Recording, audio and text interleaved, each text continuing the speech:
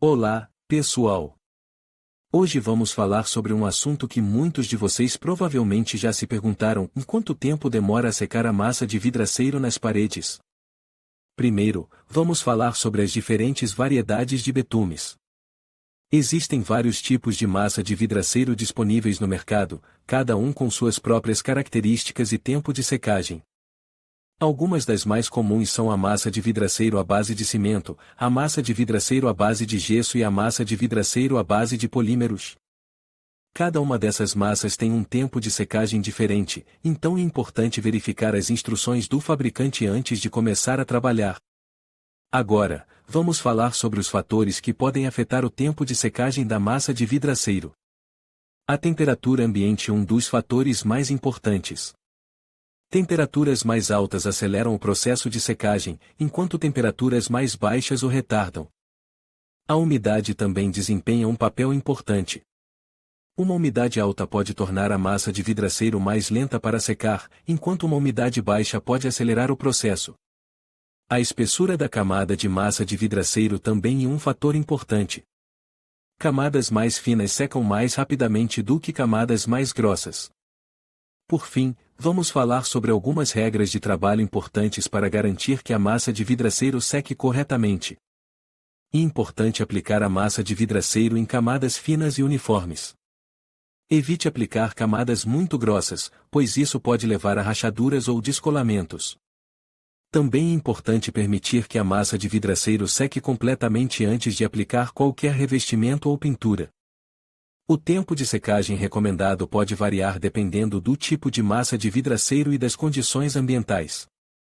Espero que esta informação tenha sido útil. Lembre-se sempre de consultar as instruções do fabricante e de seguir as regras de trabalho adequadas para garantir que a massa de vidraceiro seque corretamente. Olá pessoal, hoje vamos falar sobre um tema que muitas vezes causa dúvidas: em quanto tempo demora a secar a massa de vidraceiro nas paredes?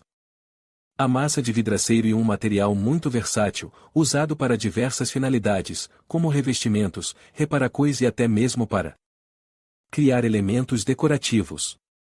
Mas, para que a aplicação seja bem-sucedida, é fundamental entender o tempo de secagem adequado. A primeira coisa que precisamos considerar são as propriedades das composições da massa de vidraceiro. Existem diferentes tipos de massa, cada uma com suas características próprias.